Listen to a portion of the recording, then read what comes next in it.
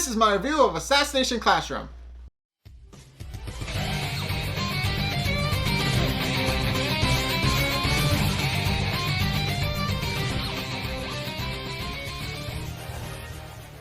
Okie doke, so in this episode, it actually kind of boils down to a one-on-one fight with, Karma and Nagisa. So recap, up to this point, everybody except, they're playing a paintball match, and everybody, except for Meihara, and has been eliminated, which he's eliminated right off the top of the episode once he tries to sneak up on Karma, who eliminates him immediately by knifing him in the head and splattering paint on him.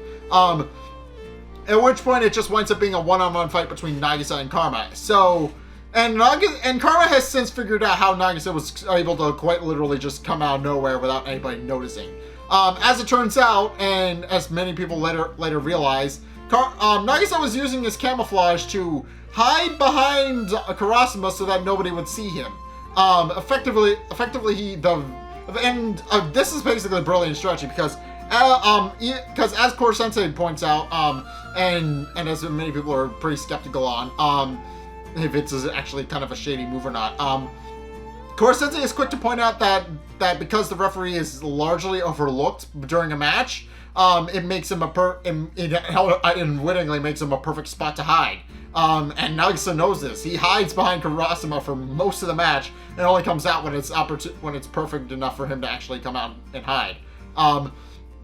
But it's at this point where Nagisa has since moved and taken up a sniping position to take out Karma. But Karma actually has a very different idea of how he wants things to go out. So he walks out in the middle of the field and declares that they should fight one-on-one. Have an actual proper one-on-one fight to see who can actually win. And while everybody is quick to point out that Nagisa would be stupid to put down his gun, they quickly realize that that's exactly what he's going to do because, as Nagisa describes it himself, he realizes that taking Karma out with a sniper rifle isn't the best way to actually bring everybody's mind into the same mindset to actually bring everybody on board to try and save Korosensei. So he ultimately agrees to Karma's terms. He grabs the knife with a second knife on his hip and goes out to actually fight Karma, and they proceed to get ready to fight one-on-one. And Korosensei is quick to point out how exciting this actually is, because it's a matter of two different people with two different skill sets facing off against one another to ultimately see who's right. And during the fight, he actually makes a fourth wall broke about how not to change that dial, so that to make sure that everybody's paying attention to what's about to happen. And before they face off, we actually learn a bit more about why they kind of sort of more or less stopped being friends. So yeah, they've always had this sort of distance between the two, and apparently the reason why is because there's actually two sides to this, but as Nagisa points out, they were always close friends, and Nagisa always appreciated Karma for his ability to basically just do whatever the hell he wanted. And as it turns out, when they actually get into a scuffle with a couple of thugs, as it turns out, the reason Karma has so much confidence to do whatever the hell he wants is because he has the strength to back it up. Case in point, he takes two dudes out with his bare hands and basically it's because he beat up a one friend and they were trying to confront Karma and take him out, which didn't work out very well. But eventually they stopped hanging out because as Nagisa assumed, Karma stopped liking to share the stage with a nobody like Nagisa. But as it turns out, that's not actually the case. According to Karma's version of events, they were always close friends, but because of Nagisa's latent ability to latent assassination skills, he actually scared Karma quite a bit. So yeah, Karma was actually terrified of Nagisa, which is why they stopped hanging out. And he's always wanted to draw all that latent assassination skills out of Nagisa, but he never had the strength to do it because Nagisa was always his close friend. So they just stopped hanging out, and they never really bridged that gap. So yeah, that's more or less what this fight is about. It's about them finally bridging this gap and finally properly becoming friends again. Obviously they've been hanging out up to this point, but as we've established, they've always had a bit of a distance between each other, as Kaide was quick to point out last episode. But in case the match begins, and the two are immediately on equal footing. Karma has the brute strength, but Nagisa has the technique. and some of the students are even wondering if Nagisa is actually going to go for his Stein Clap technique, but as it turns out, Karma is actually very much waiting for that. The two immediately disarm. The two do eventually disarm one another. And Nagisa goes for a second blade, but Karma just kind of doesn't let up on the assault. He just keeps battering Nagisa black and blue, and him vice versa. And neither of them are able to actually close on one another. Nagasa's entire thing is that he's going to try and eventually go for the Stun Clap, but and everybody's quick to point out that would be risky because Karma is already on guard and he already knows about it. So he knows that Nagisa is eventually going to go for it. So it's not really going to have much of an effect. But Karma is quick to point that out, that as soon as Nagisa draws the second blade, he's basically done. That he's going to beat, and effectively they're going to beat each other. They beat each other to death. And Karma is able to actually take Nagisa's attack spot on purpose because Nagisa has the latent ability, but Karma just kind of trained his body to actually be super strong and super durable, and that's part of the reason why Korosensei pointed out that it's a battle of two completely different ideals. Because they're two completely different types of assassins, each with different methods. So obviously Karma is more of the brute strength kind of guy, whereas Nagisa is more of the technique kind of guy. But eventually Karma is able to bring down Nagisa with an axe kick, and Terasuga is quick to point out that if you bring one to the field like that, there's no way you're actually going to survive. At which point Karma takes his sweet time because he thinks Nagisa is down for the count and goes to pick up his knife and finish off Nagisa once and for all. Only for Nagisa to suddenly spring up into a sitting position and use his Stun Clap to stun Karma, and then immediately goes for a second blade. And as Karma predicted, he knew that the Stun Clap was coming and was more than prepared to actually take Nagisa out that way once the attack connects. But as it turns out, no, it doesn't. So Nagisa's Stun Clap was actually a red herring. As it turns out, he wasn't actually going for a Stun Clap, he was going for a chokehold.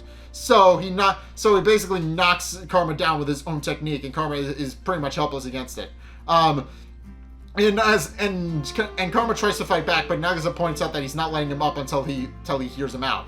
But as he's struggling to actually get free of Nagisa's chokehold, he eventually grabs a hold of his knife, and goes in to attack Nagisa, but then remembers that something that Nagisa said to him a long time ago about how Nagisa is too much of a coward to actually fight, and that if he is actually taking a serious fight against you, it's because it's a life or death situation.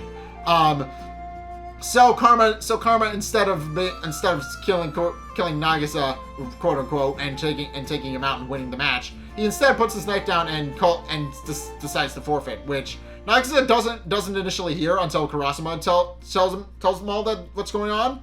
And Nagisa realizes shortly after that he won.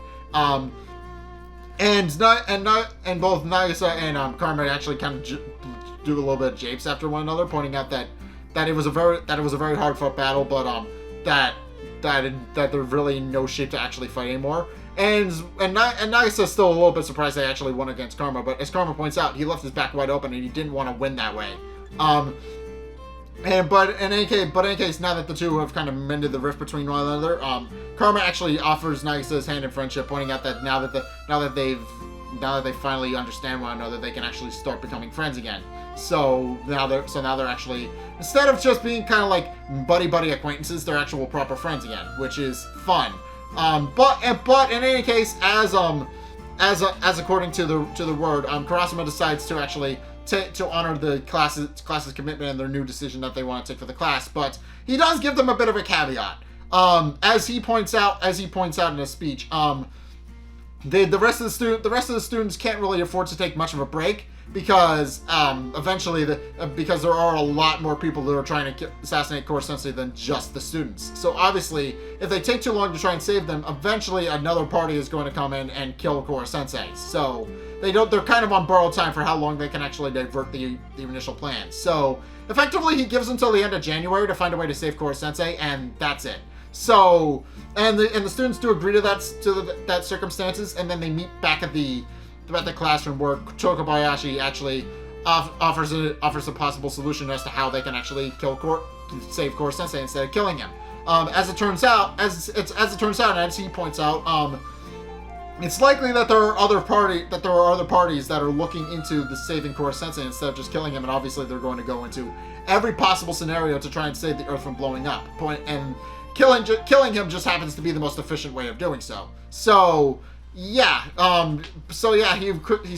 he then asks Kurasama if there's actually a possibility that people are actually researching it. And Kurasama points out that there are, but also points out that the odds of finding that data are very slim.